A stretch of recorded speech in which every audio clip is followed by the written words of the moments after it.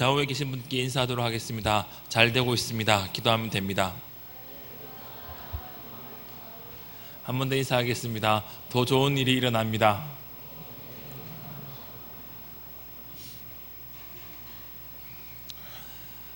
지난주에 제가 설교를 할 때 팔에 좀 어깨가 문제가 있었습니다. 그래서 팔을 올리면, 옆으로 올리면 여기까지밖에 안 올라가는 상태에서 이제 설교를 했거든요. 그게 지지난주 금요일 찬양 금요 기도회 때 기도하고 내려왔는데 그때부터 어깨가 많이 아픈 거예요. 그래서 올려보니까 이 정도밖에 안 올라가는 거예요. 하룻밤 자고 토요일 날 병원 치료를 받고 나니까 요만큼 올라가더라고요. 금요일 날 그 찬양 한방 기도회 때 기도하는데 통증이 있어가지고 계속 아파가지고 인상을 쓰니까 이제 방송실에 이제 섬기시는 집사님이 목사님이 분명히 기도하는데 불편해 보이시는데 마이크 때문인가 뭐가 문제인가 그렇게 고민을 하셨다고 합니다. 그리고 뭐가 문제셨냐고 저기 물어보시더라고요. 방송은 참 그 마이크 상태는 참 좋았는데 어깨가 아파가지고 통증이 있어서 인상을 필 수가 없었다고, 지금 이 정도밖에 안 올라갑니다 라고 제가 집사님께 말씀을 드렸거든요. 그날 금요일 날 기도회를 마치고 집에 가서 이제 평소에 들고 있는 물건들, 이제 집에 가면은 내려놓는 곳이 있습니다. 안경, 그리고 이제 시계, 넥타이 핀, 핸드폰, 그리고 볼펜, 그리고 메모 패드 이렇게 많죠. 주머니에 많이 넣고 다닙니다. 그런 이제 들고 다니는 물건들을 이렇게 내려놓는데 평소에 항상 내려두는 곳에 내려놓지 않고 아파서 정신이 없어서 여기저기 이렇게 뒀나 봐요. 토요일 날 아침에 일어나서 옷을 입고 교회 출근하려고 하는데 안경이 안 보이는 거예요. 넥타이 핀도 안 보이고 핸드폰도 안 보이고 하나하나 찾는데 참 어려웠습니다. 그리고 나서 어쨌든 토요일 아침에 다 찾아서 출근을 했습니다. 그리고 나서 반드시 있어야 될 물건 두 가지가 없는 거예요. 하나는 자동차 열쇠, 또 하나는 이 텀블러였습니다. 자동차 열쇠는 이제 다음 주 화요일 날 찾았고요. 이 텀블러는 금요일 날 찾았습니다. 일주일 동안 계속 열쇠가 어디 갔지? 열쇠가 어디 갔지? 열쇠를 찾고 나서 텀블러는 대체 어디 있는 거야? 텀블러는 대체 내가 어디 뒀지? 아파서 정신이 없어서 아무 때나 뒀나? 어디 뒀지? 교회에 내가 두고 왔나? 교회 여기저기 다 찾아보고 혹시 청년부실에 두고 갔나? 내가 혹시 본당에 두고 갔나? 내가 사무실에 두고 갔나? 다 뒤져봐도 없는 거예요. 그러다가 금요일 날 찾았습니다. 있어야 될 물건, 내가 소중하게 사용하고 있는 물건을 잃어버리고 나니까, 어떤 연유든지 간에 잃어버리고 나니까 그 잊어버린 물건을 찾기 위해서 계속 마음 한 곳에 신경이 쓰이는 거예요. 마음 한 곳에 계속 신경이 쓰여서 무슨 일을 집중을 하다가 잠시 쉴 때 그 생각이 내 마음속에 확 몰려와서 집중하고 있던 거 딱 내려놓고 또 텀블러를 찾으러 교회 한 바퀴 돌고 또 집 앞 한번 또 뒤져보고 또 일하다가 이러는 모습들을 이러는 저의 모습을 발견하게 되었습니다. 여러분들에게는 소중한 것이 있습니까? 그리고 그 소중한 것을 찾기 위해서 어떠한 노력들을 해보았습니까? 오늘 말씀을 통해서 하나님께서 소중한 것을 찾기 위해서 참고 기다리시고 인내하시면서 그것을 찾으시는 하나님을 만날 수 있습니다. 여러분들 오늘 말씀을 통해서 소중한 한 영혼을 찾기 위해 찾으시는 하나님 아버지의 마음을 깨달아 알 수 있는 은혜가 있기를 주님의 이름으로 축원드립니다. 오늘 본문의 말씀은 잘 아는 말씀인데 성경을 안 읽었네요. 말씀은 누가복음 11장 11절부터 32절에 있는 말씀입니다. 이 말씀은 우리가 잘 아는 말씀입니다. 잃어버린 아들을 찾는 이야기입니다. 누가복음 11장에 있는 이는 세 가지 비유가 등장합니다. 첫 번째 비유는 잃은 양을 찾는 목자의 비유고, 두 번째는 잃은 드라크마를 찾는 비유입니다. 오늘 말씀 누가복음 15장 11절에서 32절은 잃어버린 둘째 아들을 찾는 비유입니다. 한 아버지에게 어떤 사람에게 두 명의 아들이 있었습니다. 둘째 아들이 어느 날 갑자기 아버지여, 재산 중에 내게 돌아올 분깃을 내게 나누어 주십시오라고 아버지에게 당돌하게 찾아와서 이야기합니다. 유산을 나누어 달라는 것이죠. 아버지가 살아있음에도 불구하고 유산을 달라고 하는 그 아들의 태도는 아주 당돌한 태도였을 것입니다. 그러나 그 아버지가 고민을 하다가 재산을 나누어 주기로 결심을 하고 그 아들에게 유산을 나누어 줍니다. 유산을 물려받은 둘째 아들은 며칠 동안 그 아버지와 함께 살던 삶을 다 정리하고 먼 곳으로 떠나기로 결심을 하고 떠납니다. 먼 곳으로 떠나서 그곳에서 새롭게 정착해서 살아갑니다. 그리고 거기서 가지고 있는 재물들을 허랑방탕하게 사용하면서 낭비하고 맙니다. 그리고 다 사용하고 나서 어느 날 갑자기 재산이 얼마 남지 않았을 때 흉년이 들어서 궁핍하게 됩니다. 그래서 어떻게 하루하루 먹고 살까 궁리를 하다가 돼지를 치는 사람이 되기로 결심을 합니다. 돼지를 치는 사람이 되기로 결심한 이유는 돼지를 치게 되면 돼지를 치기 위해서 사료를 받게 됩니다. 사료는 돼지 쥐염 열매, 콩의 종류인데 사람이 먹지 않는 콩입니다. 그런 쥐염 열매를 먹으면서 굶주리지 않길 원하는 마음으로 그렇게 그가 돼지를 치는 사람이 되기로 결심을 하고 그렇게 취직을 합니다. 그런데 흉년이 들다 보니까 돼지 쥐염 열매마저도 먹을 만큼 자기에게 들어오지 않는 거예요. 돼지를 치면 많은 돼지를 치기 때문에 돼지 쥐염 열매를 받으면 사람 한 명이 먹는 양 정도로 빼서 자기가 먹는 것은 어렵지 않은데 그럼에도 불구하고 그 쥐염 열매마저도 먹지 못할 만큼 흉년이 들어서 궁핍한 거예요. 그래서 어느 날 고민을 합니다. 아버지께 돌아가면 지금보다는 좀 더 나은 삶을 살 수 있겠다라는 생각에 아버지께 돌아갑니다. 아버지께 돌아가는데 아들이 자기에게 돌아오는 것을 보고 아버지가 멀리서 보고 그 아들에게 달려가서 안고 그에게 새로운 옷을 입히고 반지를 끼워주고 새로운 신발을 신겨주고 그리고 송아지를 잡아 크게 잔치를 벌렸습니다. 그래 크게 잔치를 벌리는 것을 큰아들이 일을 하고 돌아오는 가운데 그 풍악 소리를 듣고 마음에 이게 무슨 일인지 하고 하인을 보내어 무슨 일인지 보기 위해서 사람을 보냅니다. 그리고 자기의 동생이 돌아왔다는 사실을 알고 아버지에게 이렇게 이야기합니다. 내가 여러 해 아버지를 섬겨 명을 어김이 없거늘 내게는 염소 새끼라도 주어 나와 내 벗으로 즐기게 하신 일이 없더니 아버지의 살림을 장녀들과 함께 삼켜버린 이 아들이 돌아오매 이를 위하여 살찐 송아지를 잡으셨나이다. 동생이 돌아왔는데 동생이 돌아와서 잔치를 하는 것이 못마땅해서 아버지에게 그렇게 이야기합니다. 그 이야기를 들은 아버지는 이렇게 이야기합니다.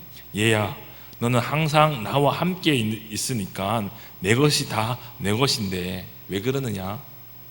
내 동생은 죽었다가 살아났고 내가 잃었다가 다시 얻었기 때문에 우리가 즐거워하고 기뻐하는 것이 마땅하지 않느냐라고 오늘 이 비유가 끝이 납니다. 아버지에게는 잃어버린 아들이 있었습니다. 그 둘째 아들은 아버지의 유산을 살아있을 때 물려받아 먼 곳으로 가서 정착해서 살면서 허랑방탕하게 사용하다가 그 재산을 다 날려버리고 궁핍하게 되었을 때 아버지께로 돌아옵니다. 아버지와 함께 살 때 아버지와 함께 사는 것이 그에게 너무나 답답한 일이었습니다. 견디기 힘들고 숨막힌 일이었던 것 같습니다. 내가 아버지 밑에 이렇게 살 수는 없겠다라는 생각에 아버지의 재산을 받을 수 있으면 그 재산을 받아서 내가 당당하게 내가 원하는 것을 하면서 살아야지라고 생각을 하고 그는 아버지의 집을 떠나 먼 곳으로 떠납니다. 그가 아버지의 집을 떠났던 이유는 아버지가 무엇을 소중히 여기고 무엇을 가치 있게 여기는지 그는 알지 못합니다. 거기에 대해서 동의를 할 수 없었습니다.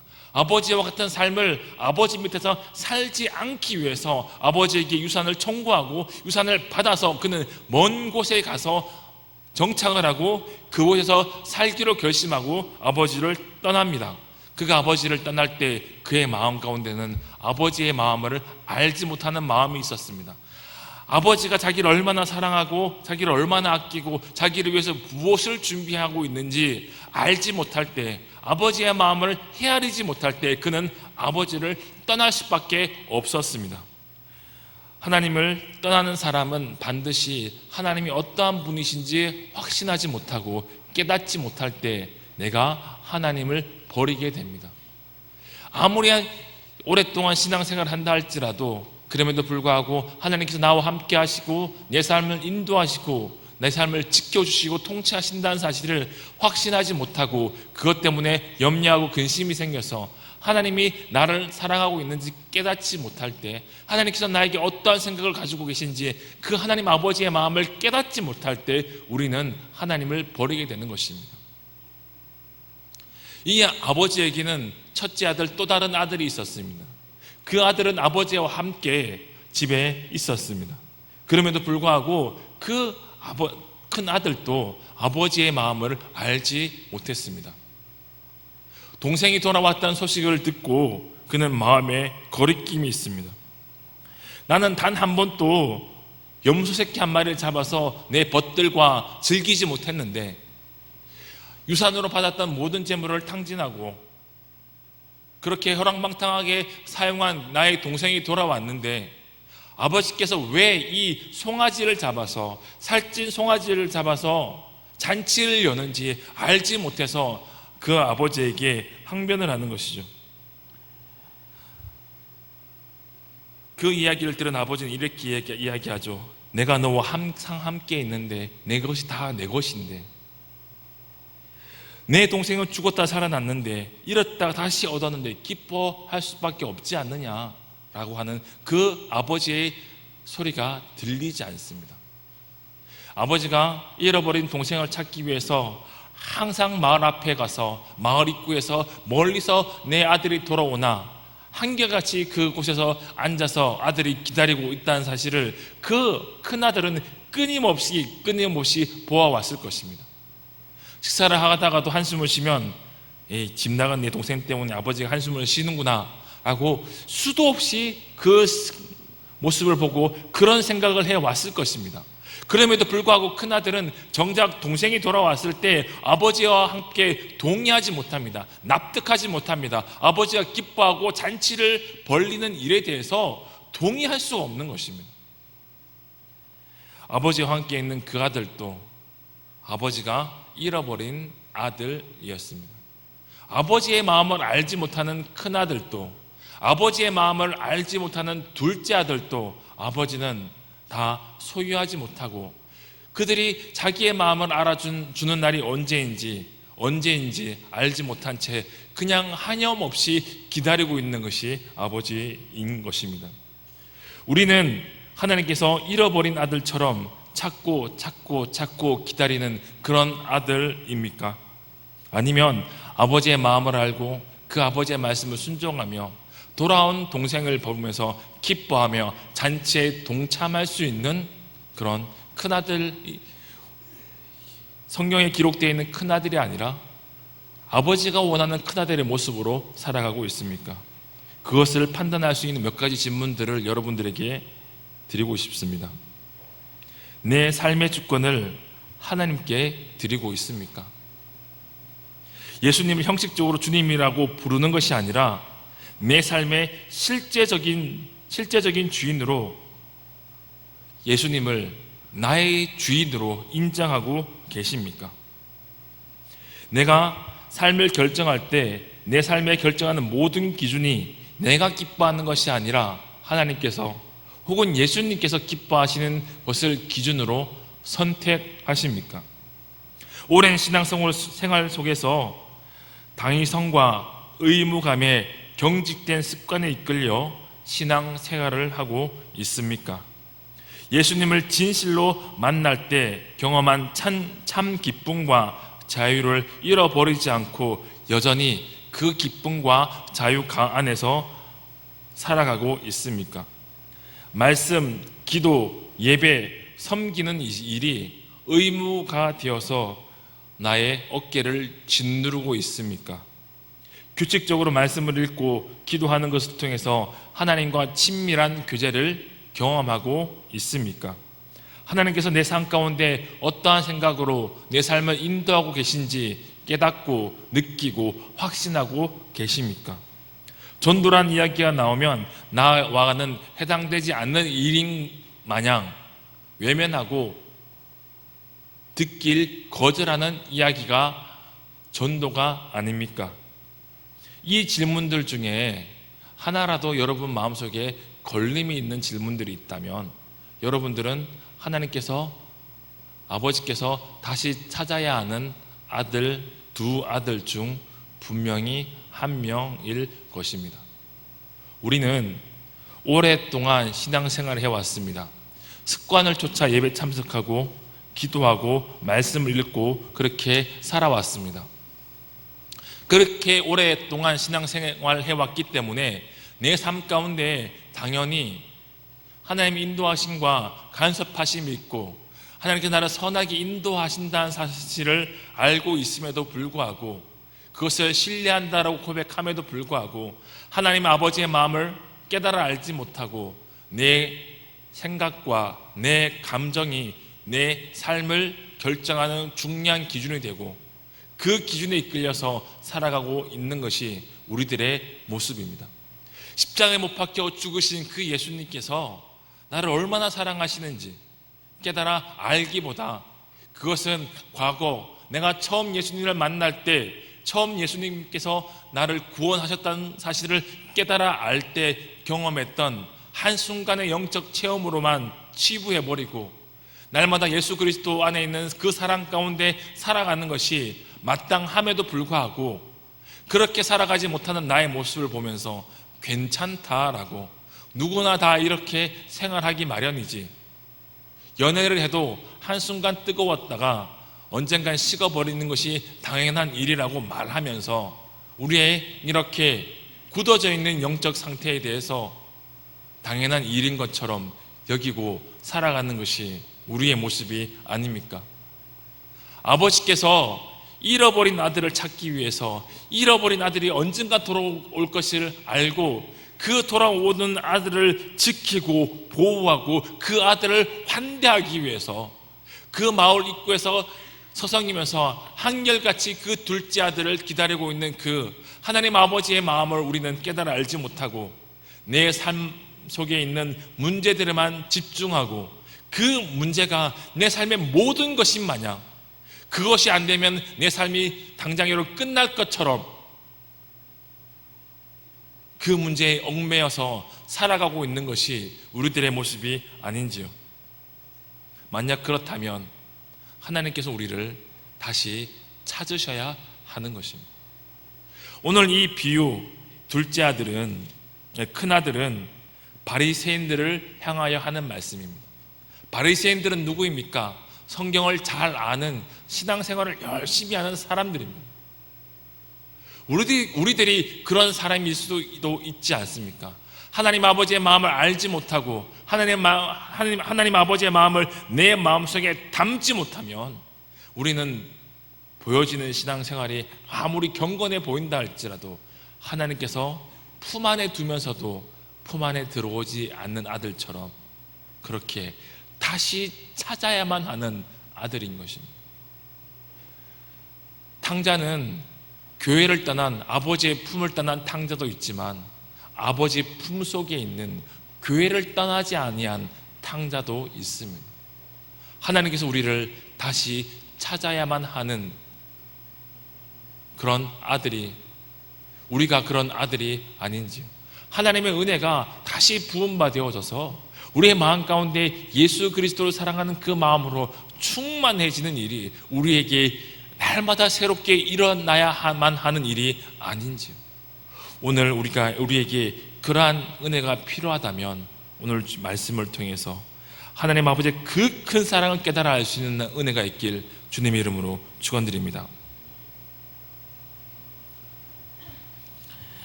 둘째 아들이 돌아올 것을 알고 아버지는 기다립니다. 20절에 이렇게 기록되어 있습니다. 이에 일어나서 아버지께로 돌아가니라. 아직도 거리가 먼데 아버지가 그를 보고 측은히 여겨 달려가 목을 안고 입을 맞추고. 둘째 아들이 아버지께로 돌아오기로 결심을 하고 돌아옵니다.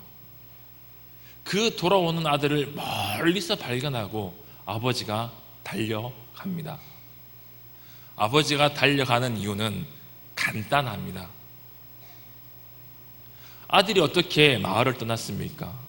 아들이 어떻게 그 집을 떠났습니까? 유산을 받아서 떠났습니다. 그런 아들이 그 마을로 다시 돌아올 때, 저 불효막심한 아들이 돌아왔구나 라고 그 동네 사람들이 돌을 들어 던지는 것이 그 시대의 풍습입니다. 언제까지 던지느냐? 죽을 때까지 던집니다. 멀리서 아버지가 아들을 발견하고 측은히 여겨 달려가는 이유는 그 아들을 구하기 위해서였습니다.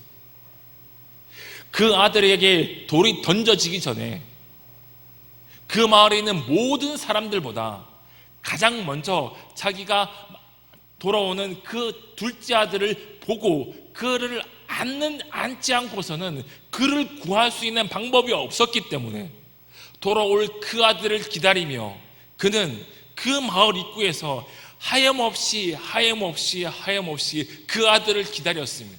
그리고 그 아들이 보여질 때 그는 그의 상황 바라보지 않고 주변 바라보지 않고 측은히 여기는 그 마음으로 달려가서 그의 아들을 끌어안습니다. 하나님 아버지께서 우리를 기다리십니다. 하나님 아버지께서 우리를 기다리시는데 하염없이 우리를 기다리십니다. 측은히 여겨 달려가 목을 안고 입을 맞춥니다. 그때 아들이 이렇게 이야기합니다. 아버지, 내가 하늘과 아버지께 죄를 지었사오니 지금부터는 아버지의 아들이라 일컬음을 감당하지 못하겠나이다 하나, 아버지는 종들에게 이르되 제일 좋은 옷을 내어다가 입히고 손에 가락지를 끼우고 발에 신을 신기며.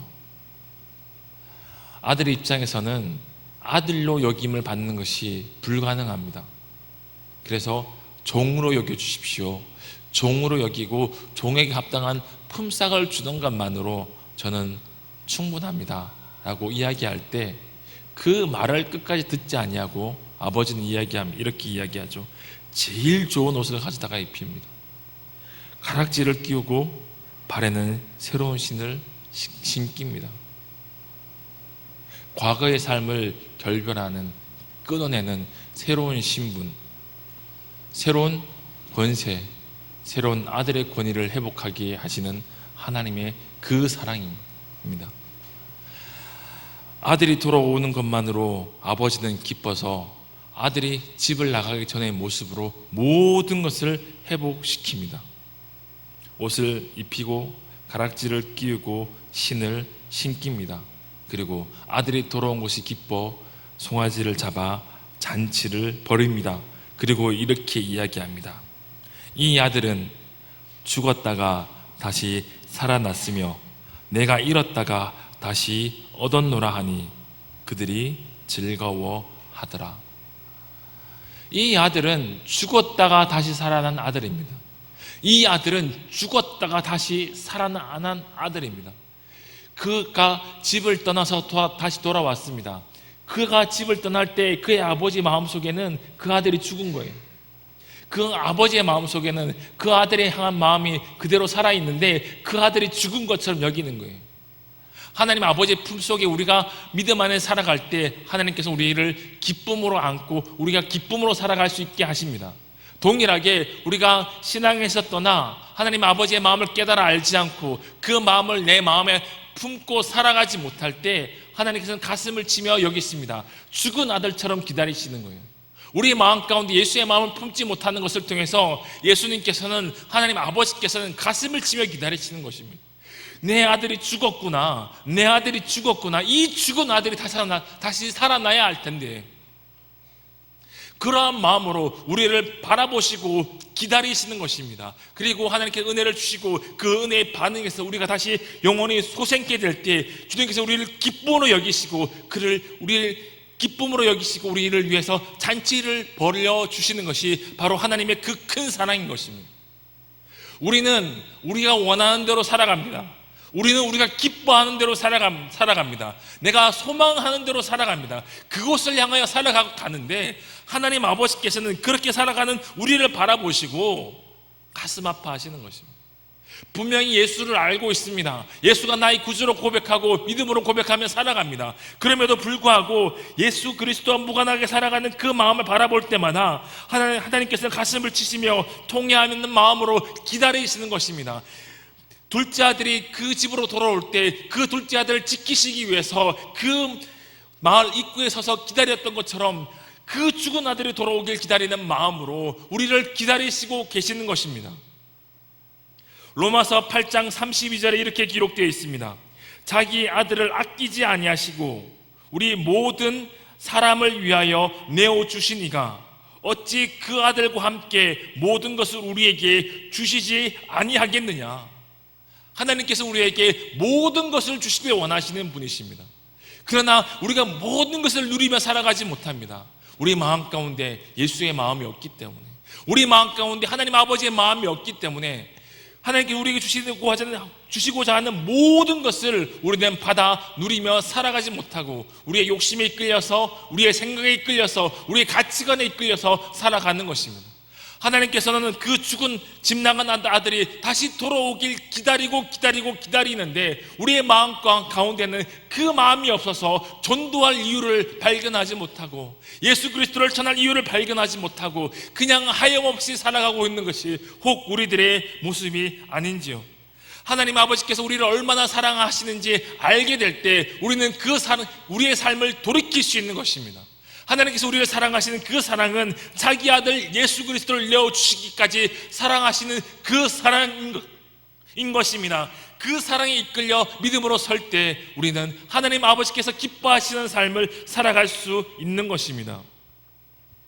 둘째 아들이 아버지께로 돌아갈 이유를 발견할 때는 지엽 열매조차 먹지 못하는 순간 자기의 비참함을 깨달아 알 때 돌아갈 결심을 합니다. 우리의 인생 속에 예수를 믿음에도 불구하고 내가 이렇게 사는 것이 참 소망이 있는가? 라는 의심이 생기고 근심이 생겨서 우리의 인생에 비참함을 느낄 때 우리는 예수 그리스도가 유일한 소망임을 고백할 수 있게 되는 것입니다. 아버지의 집으로 돌아가는 것이 유일한 소망임을 고백할 때 그는 그 자리에서 일어나 아버지의 집으로 돌아가는 것입니다. 하나님 아버지의 사랑이 얼마나 큰지 알고 그 사랑에 이끌려 자기의 죄의 자리에서 일어나 하나님 아버지에게로 갈 때 우리에게 회복이 일어나는 것입니다. 우리가 6월 11일 귀빈 초청주의를 정하고 함께 기도하며 전도해 왔습니다. 그럼에도 불구하고 내 입을 벌려 예수님을 전하는 것은 참 어려운 일이 아닙니까? 전도 대상자를 정하고 그들을 위해 기도하고 그들을 만나고 그들에게 함께 교회 가서 예배하자라고 말하는 것이 참 부담스럽고 힘든 일입니다. 거절당할까 봐 어렵습니다. 답답한 마음을 안고 살아가는 것이 우리들 아닙니까? 그러나 하나님 아버지의 그 큰 사랑을 알 때 내가 입을 벌려 그 사랑을 전할 수 있습니다.